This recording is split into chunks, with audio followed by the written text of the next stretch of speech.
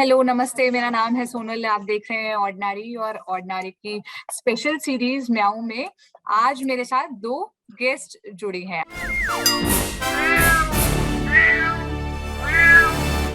आप रोज तो देखते हैं कि कभी मैं स्टूडियो से करती हूँ, कभी प्रतीक्षा स्टूडियो से करती है, लेकिन आज का टॉपिक ऐसा था कि हमें लगा कि सिर्फ हम इस बारे में बोले वो सही नहीं होगा, हमें इस पर डिस्कशन करना चाहिए, हमें अलग अलग मत के लोगों से बातचीत करनी चाहिए और फिर ये शो आपके सामने प्रेजेंट करना चाहिए। तो आज का टॉपिक, आज जो सुबह से ट्रेंड चल रहा है, सरकार की, मोदी सरकार की कैबिनेट ने मंजूरी दे दी है कि लड़कियों की शादी की उम्र को 18 साल से बढ़ाकर 21 साल कर दिया जाए और अब कई कानूनों में सरकार संशोधन करेगी इसे लेकर। तो इस फैसले के बाद बहुत से लोग इसके पक्ष में भी सामने आ रहे हैं, इसके विपक्ष में भी बहुत सारी महिलाएं हैं। तो हमने सोचा कि महिलाओं से ही पूछते हैं कि उनका क्या स्टैंड है, जो फेवर में है वो क्यों फेवर में है, जो अगेंस्ट में है वो क्यों अगेंस्ट में है। तो आज के डिस्कशन के लिए मेरे साथ अमिता जी हैं और आभा जी हैं। सबसे पहले आभा जी, आप हमारे दर्शकों को अपना इंट्रोडक्शन दे दीजिए थोड़ा सा। मैं बॉम्बे हाई कोर्ट में प्रैक्टिस करती हूँ। मैं एक लॉयर हूँ। 20 साल में भारत सरकार में क्लास 1 सर्विसेज में थी, यूपीएससी परीक्षा पास करके। लेकिन मुझे लगा कि एक वकील बनके मैं महिलाओं के अधिकारों के लिए, ह्यूमन राइट्स के लिए ज्यादा अच्छा काम कर सकती हूँ। सो that is my introduction. Thank you so much Abha ma'am for joining us. हमारे साथ अमिता जी भी हैं। अमिता जी, आप भी अपना इंट्रोडक्शन दे दीजिए। Thank you for inviting me.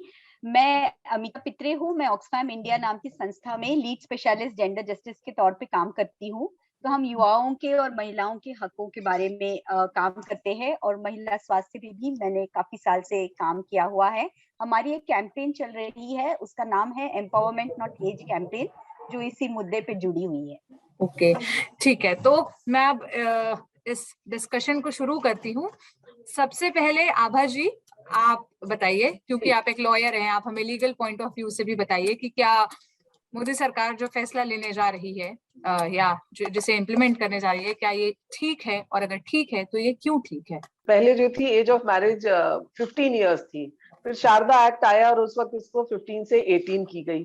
तभी बहुत लोगों ने अपोज किया, बोले नहीं नहीं 15 साल सही है। बट अगर आप विमेन की एजुकेशन की बात करिए, इकोनॉमिक एम्पावरमेंट की बात कीजिए, उनके हेल्थ की बात करिए, तो वो सबको देखते हुए 18 से 21 करना सरकार का जो डिसीजन है बहुत सही है। क्योंकि अगर आप आज की लेटेस्ट मैटरनल मोर्टेलिटी रेट देखिए, जो एक महिला की मृत्यु होती है बच्चा जन्मने के बाद विद इन 42 डेज, तो अगर आप असम में देखिए तो 215 डेथ्स पर 1 लाख होती है। वही एक लिटरेट एजुकेटेड स्टेट केरला है, वहां पे 43 डेथ्स पर 1 लाख होती है। तो आप एक तो ये देखिए कि एजुकेशन का क्या अच्छा इम्पैक्ट होता है। शादी लेट होती है, आपकी हेल्थ अच्छी होती है, बच्चे आप लेट करके, तो ओवरऑल महिला का डेवलपमेंट और ग्रोथ वो बच्ची का ज्यादा अच्छा होता है। तो उसको देखते हुए बहुत ही सही डिसीजन है ये कि 18 से 21 एज किया जा रहा है। अगर अब हम एजुकेशन का फैक्टर देखें तो चूंकि मिड डे मील्स है, गवर्नमेंट का एनरोलमेंट है, तो प्राइमरी सेक्शन में 100% एजुकेशन में एनरोलमेंट होता है, हर बच्ची स्कूल जाती है। लेकिन जो गवर्नमेंट फिगर्स हैं वो कहते हैं 8th 9th में आते आते 40% बच्चियां स्कूल छोड़ देती हैं। 2 रीजंस हैं। One is because there are no toilets, so they have sanitation issues.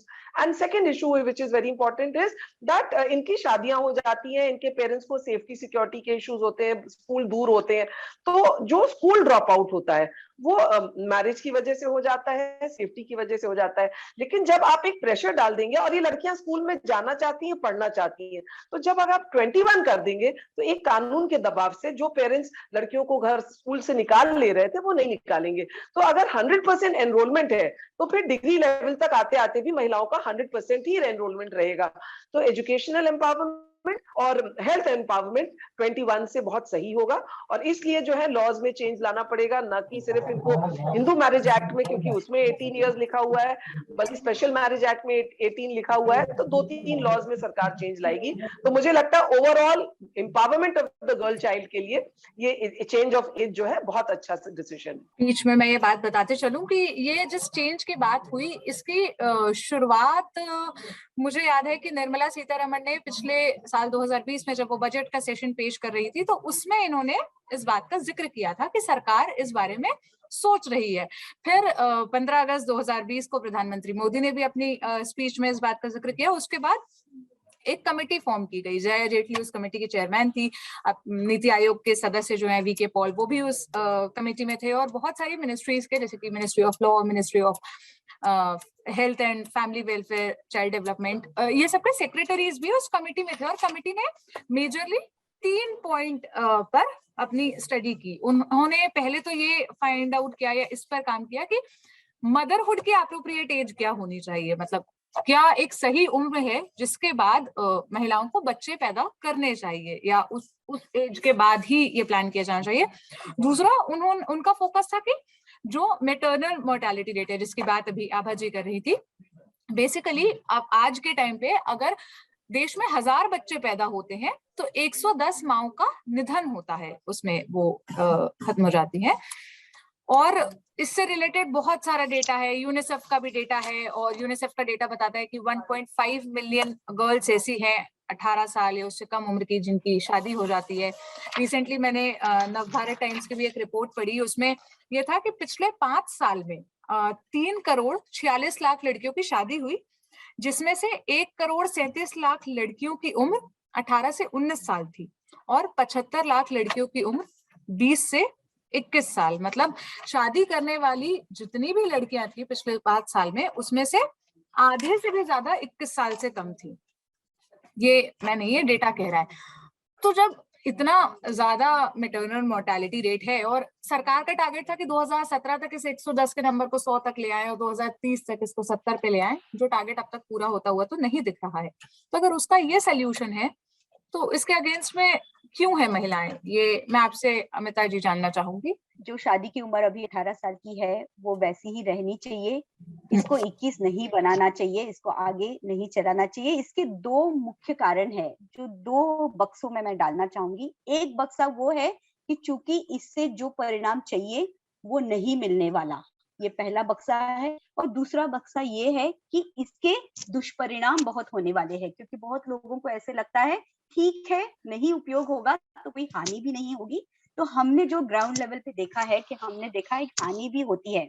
अब जो क्या काम करता है, सिर्फ लॉ से अगर बात बनती, कानून से बनती, तो 1978 में ही हमारा ये कानून कहने लगा कि 18 साल की उम्र में लड़की की न्यूनतम उम्र 18 साल होनी चाहिए, तो अब तक हो जानी चाहिए थी, पर नहीं हुई है, क्योंकि ये लॉ अपने आप से काम नहीं करता। अभी जो आभा जी ने बोले, बहुत अच्छे मुद्दे बोले, सेक्सुअलिटी एजुकेशन का बोला, गर्ल्स की स्कूलिंग का बोला, पब्लिक टॉयलेट्स का बोला, सेफ्टी का बोला। इनमें से कोई भी चीज करने के लिए न्यूनतम कानूनी उम्र बढ़ाने की बिल्कुल जरूरत नहीं है। हमने बेसिकली यही देखा है कि जब आप काम करते हो इन मुद्दों पे, जैसे आपने शिक्षा, लड़कियों की शिक्षा, जैसे कि 1990 से हमने देखा कि लड़कियों की उम्र शादी की बढ़ने लगी काफी रैपिडली, और उसमें 2 चीजों का बहुत बड़ा योगदान था। एक कि लड़कियों की प्राइमरी स्कूलिंग बहुत तेजी से बढ़ी,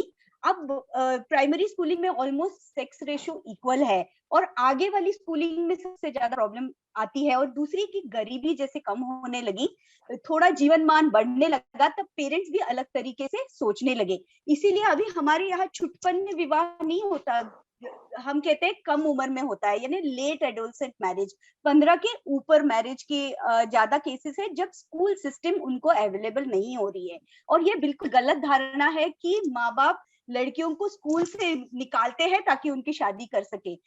बहुत बार ये देखा गया है कि जब स्कूल फूट जाता है लड़कियों का, तब माँ बाप सोचने लगते हैं कि घर बैठी है लड़की, क्या करेगी, सिर्फ काम में हाथ बटा रही है, इधर उधर दोस्ती करेगी, किसी के साथ भाग जाएगी। इस तरीके का जो डर होता है उसकी वजह से माँ बाप सोचने लगते हैं चलो इसकी शादी कर दी। तो अगर लड़कियां लगातार स्कूल में है, जहाँ पे सेकेंडरी, जिन स्टेट्स में और जहाँ पे सेकेंडरी स्कूल का अच्छा प्रावधान है, अब और जहाँ सेफ्टी भी है, पब्लिक टॉयलेट्स है, लड़कियां अपने आप से स्कूल जाना चाहती है, वहां पे आपको दिखने मिलेगा कि लड़कियों को माँ बाप स्कूल से नहीं हटा रहे हैं, but the school system is basically failing girls. तो ये 2, और कोविड के टाइम में भी हमने देखा कि लड़कियां स्कूल से बाहर जब हो गई, या माता पिता जब, because economy was doing so badly, जब गरीबी की में फंसने लगे, तब कहीं पे चोरी छिपे शादियां होने लगी है. So that is one major thing is what works to reduce जो काम करने वाली चीजें हम उसमें फोकस ना करके हम लॉ में संशोधन करते हैं. और लॉ में संशोधन का प्रॉब्लम क्या होता है आज की घड़ी में, जैसे NFHS 4 में अगर आप देखेंगे तो ऑलरेडी 27% युवा लड़कियां 18 से नीचे शादी कर रही थी. अब NFHS 5 में वो 23% हो गया है, यानी लगातार आपको उम्र बढ़ती नजर आ रही है. पर अगर आप 21 साल की देखें तो लगभग 50 से 60 युवा लड़कियां ऑलरेडी शादीशुदा होती है 21 साल के नीचे. तो एक by one signature on a paper सरकार इन सब शादियों का अपराधीकरण करने वाले हैं. और जब हम देखेंगे कि कोई भी चीज अपराधीकरण के अंदर आती है तो ग्रे एरिया में चला जाता है उसके, क्योंकि आप ऐसे अगर कानून अपने आप में काम करता तो अभी तक 18 का हो जाता, लेकिन वो नहीं होता. यानी लड़कियों की शादी होने वाली है 21 के अंडर, लेकिन उनके राइट्स पे, उनके एंटाइटलमेंट्स पे उनको वो आज की घड़ी में हमें कॉन्ट्रासेप्शन तक लड़कियों को देना नहीं पड़ता. तो अगर लड़कियां सेक्सुअली एक्टिव भी अगर हो 18 के नीचे, बहुत बार उनकी शादी तब हो जाती है जब वो प्रेग्नेंट हो जाती है. उसे लगता है शादी एक ही जरिया है आगे जाने का. तो अगर हमें सेक्सुअलिटी एजुकेशन उपलब्ध कराना है, हम किशोरियों के लिए हमें कॉन्ट्रासेप्शन उपलब्ध कराना है, ना कि उनका अपराधीकरण करना है. जो डॉक्टर को भी लगे कि अरे ये तो गलत कर रहे हैं काम, इनको ये सुविधा क्यों देनी चाहिए. सरकारी व्यवस्था भी जो है वो उम्र के हिसाब से सोचती है कि अगर शादी ही करना अलाउड नहीं है तो इनको बाकी सर्विसेज हम कैसे दी जाए. And we should actually facilitate, हमें ये सोचना चाहिए कि लड़कियों को ये सारी सुविधाएं सहज से कैसे उपलब्ध हो जाए और फैमिलीज इनको छुपा के पीछे कैसे ना पड़े. अमिता जी, आपने जो एक बात की सेक्सुअलिटी की, क्योंकि आभा जी लॉयर है, मैं आपसे पूछना चाहूंगी, देयर आर टू थिंग्स. एक होती है एज ऑफ मैरिज और दूसरी है एज ऑफ मेजॉरिटी. जैसे कि कोई 18 साल का हो गया तो उसे वयस्क माना जाता है. प्रॉपर्टी देने की बात हो, चाहे वो बैंकिंग रिलेटेड कोई चीज हो, या उसको मतलब उस एज में मान लिया जाता है कि अब ये वयस्क है. यहाँ पर बात तो शादी के कंटेक्स्ट में हो रही है. तो कोई अगर शादी के पहले सेक्सुअल रिलेशन रखना चाहे विलिंगली, तो क्या उससे रिलेटेड भी कोई इशू आएगा कि आप बिना शादी के सेक्सुअल रिलेशन रख सकते हैं लेकिन आप शादी ही बस 21 के बाद करेंगे? देखिए, ये तो कहीं भी नहीं, अभी भी कोई बंदिश नहीं है. मैं तो देखती हूँ कि अगर सेक्सुअल रिलेशंस की बात है तो स्कूल की 10th स्टैंडर्ड की 12th स्टैंडर्ड के बच्चों के फिजिकल रिलेशंस है, तो वो तो आपको वो डिफरेंट पर्सपेक्टिव में आ जाता है कि वो जैसे एक रेप में डेफिनेशन है कि maintaining physical relationship under the false promise of marriage, कि अगर आप शादी का झांसा देके फिजिकल रिलेशनशिप रखते हैं तो वो 376 में रेप हो जाता है. But they are two different issues. अगर राइट टू वोट आपको दी जा रही है 18 में, यू बिकम एन एडल्ट, आप IAS का एग्जाम 21 ही दे सकते हैं. आपने जो बात की age of majority, age of right to vote, ये सब जो चीजें, बट मैरिज का जो है बड़ा स्पेसिफिक इशू हो जाता है, क्योंकि कितनी बार लड़कियों को लेवल प्लेइंग फील्ड नहीं मिलता है. अगर मैं हूं और मैं IAS का एग्जाम देना चाहती हूँ लेकिन 21 से पहले अलाउड नहीं है फॉर्म भरना, आप मेरी 18 साल में शादी कर देते हैं तो मेरे सपने रह जाते हैं. तो आप कितनी बार लड़कियों को लेवल प्लेइंग फील्ड नहीं मिलता क्योंकि उनकी कम उम्र में शादी कर दी जाती है. तो इस कानून से कम वो लड़कियां जो 18 साल में शादी नहीं करना चाहती, वो अपने पेरेंट्स के सामने खड़ी होकर कह सकती है कि आप कानूनन गलत कर रहे हैं. ये तो अभी आपने ही बोला कि 23% अभी भी चाइल्ड मैरिज हो रही है, जबकि 18 लेस देन 18 में शादी हो रही है. तो कानून का पालन बहुत जगह नहीं हो रहा है. लोग चोरी छिपे तब भी कर लेते हैं, लेकिन जो लड़कियां पढ़ना चाहती हैं, आगे करियर बनाना चाहती हैं, उनको इस कानून से बहुत सपोर्ट मिलेगा. वो कोर्ट में जा सकती हैं, वो पुलिस स्टेशन में जाके कंप्लेन कर सकती है. तो मुझे लगता है सरकार नंबर 1 उन महिलाओं को लेवल प्लेइंग फील्ड दे रही है जिनको स्कूल से निकालना पड़ता है, शादी कॉलेज डिग्री नहीं ले सकती है शादी की वजह से. दूसरी बात है कि जो पहली बात की हमने, health related population control is a secondary issue is health. आप कम उम्र में शादी होगी, आपके कम उम्र में बच्चे होंगे. ये देखा गया कि जब महिलाएं लेट एज में शादी करती हैं तो उनके बच्चे भी कम होते हैं, बच्चों की स्पेसिंग भी ज्यादा होती है. तो वो भी बहुत बहुत आ जाती है। सो अल्टीमेटली लेट एज की शादी का बेनिफिट मदर को ही मिलता है, लड़की को ही मिलता है। और ये कहना कि पेरेंट्स जो है अगर लड़की का कोई रिलेशनशिप है तो वो शादी करके उसको बचा ले, पर्दा डाल ले, तो that is not the way. We are in open society, modern society, western culture, वहां पे physical relation is no longer a taboo. आज आपके शादी के बगैर भी कानून तो आपको लिव इन रिलेशन का भी अधिकार देता है। लिव इन रिलेशनशिप में जो बच्चे पैदा होते हैं उनको तक नाजायज नहीं बोला जाता, उनको प्रॉपर्टी राइट्स है, इनहेरिटेंस राइट्स है। तो हम एक बहुत वेस्टर्न सोसाइटी में है जहाँ पे हम लिव इन रिलेशनशिप्स को भी वो करते हैं। तो मैरिज तो कितने बच्चे आज के शादी ही नहीं करते हैं, they prefer living in a live in relationship, क्योंकि लड़कियों को लगता है कि हमारा कोई बंधन नहीं होगा।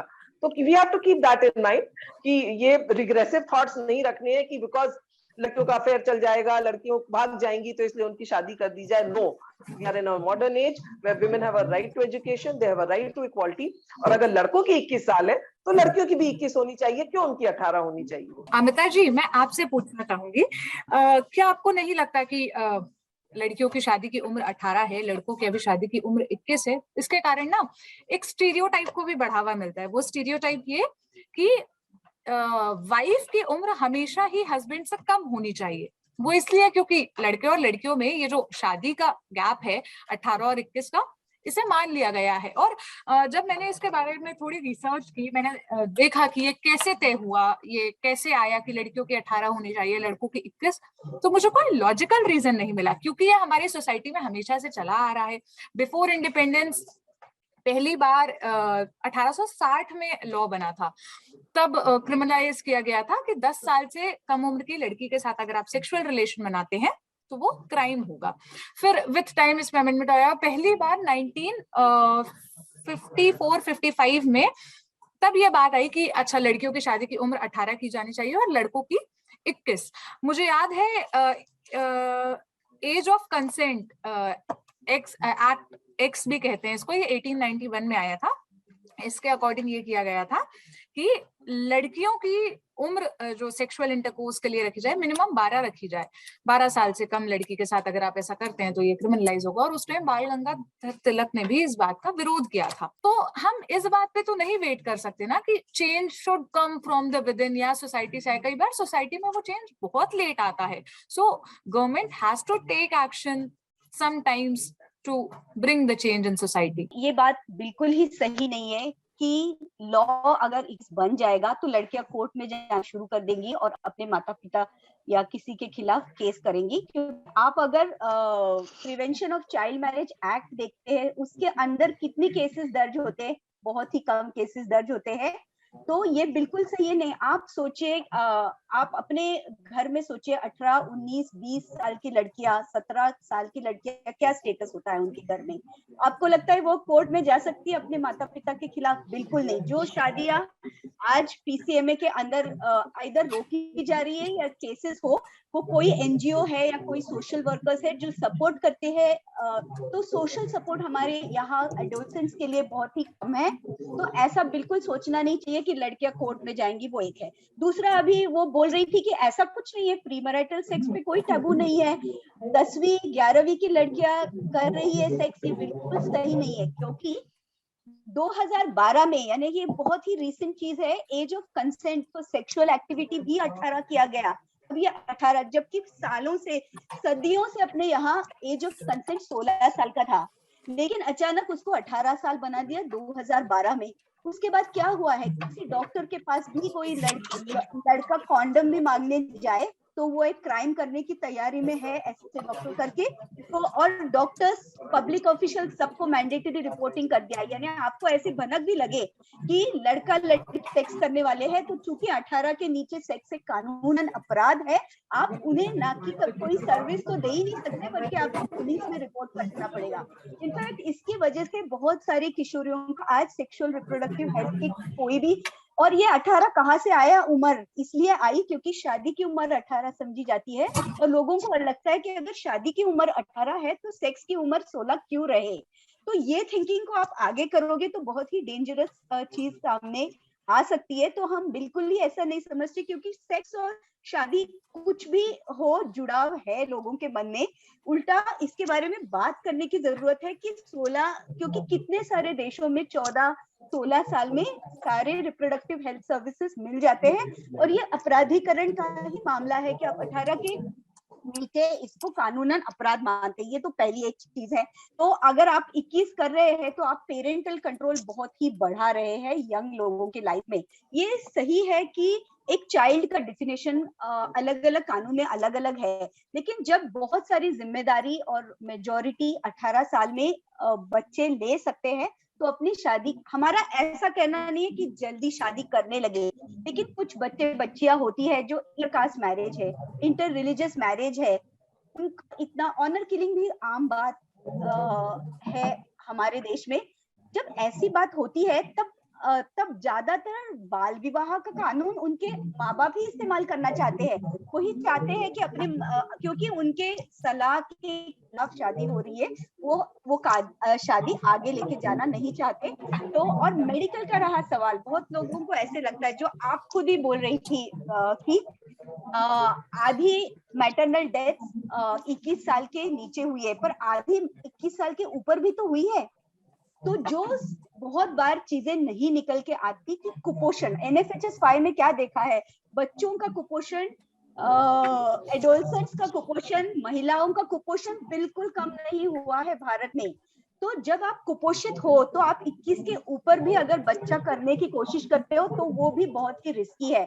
और गरीबी से ज्यादा कुपोषित महिलाओं को ज्यादा रिस्क है, क्योंकि हमने देखा बहुत दूर नहीं, अपनी दादी नानी में की भी शादियां 14-15 साल में होती थी, और अगर हट्टी कट्टी हो, अगर अच्छा खाना पीना किया हो, बाई सेल्फ बच्चा जन्ना 18 के बाद फिजिकली रिस्की नहीं होना चाहिए। लेकिन अपने यहाँ हाँ सही है कि माता मृत्यु ज्यादा है, पर क्यों है? क्योंकि हम उनके लिए एनीमिया का प्रमाण 50% महिलाओं को खून की कमी होती है। तो क्या आपको लगता है कि 21 से साल बढ़ा दिए जाए, लेकिन अगर महिलाएं कुपोषित हो तो क्या वो एक सुदृढ़ बच्चे को जन्म दे सकती है? इनफैक्ट नहीं दे सकती। तो हमें क्योंकि कुपोषण वगैरह पे ठोस उपाय किए जा सकते हैं। आप कानून सोचोगे कि ग्राउंड लेवल पे कब तक, जैसे मैंने कहा 1978 का कानून अभी भी 18 साल की, यानी कि जो दिखावे में इक्वालिटी होती है, जैसे आभा जी ने भी कहा कि लेवल प्लेइंग फील्ड नहीं है, इसलिए एक सिंपल तौर पे सेम करके इक्वालिटी को हम नहीं मान सकते। बट लड़कों की उम्र 21 इसीलिए रखी गई कि क्योंकि फैमिलीज चाहते हैं कि लड़का उम्र में ज्यादा हो, तो कभी भी संभव नहीं था कि लड़की की उम्र 18 रखना। लेकिन अब हमें अलग तरीके से सोचने की जरूरत है। अगर आपको समानता चाहिए तो आप लड़के की शादी की उम्र 18 कर सकते हैं, क्योंकि सिर्फ कानून में बदलाव लाके कल जल्दी शादियां नहीं होने वाली है लड़कों की।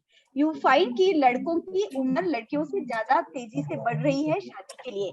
तो हम लोग सोचते हैं कि सिंपल सेम टाइप की इक्वालिटी हम ना करें, लेकिन मुद्दों की गहराई में जाए कि क्या हो रहा है ग्राउंड लेवल पे, स्पेशली आदिवासी भाग में या बहुत रिमोट में, रूरल एरिया में क्या हो रहा है, जाके देखने की जरूरत है। तभी हम ये अमिता जी, हाँ, मैं एक आखिरी सवाल यहाँ पर लेना चाहूंगी कि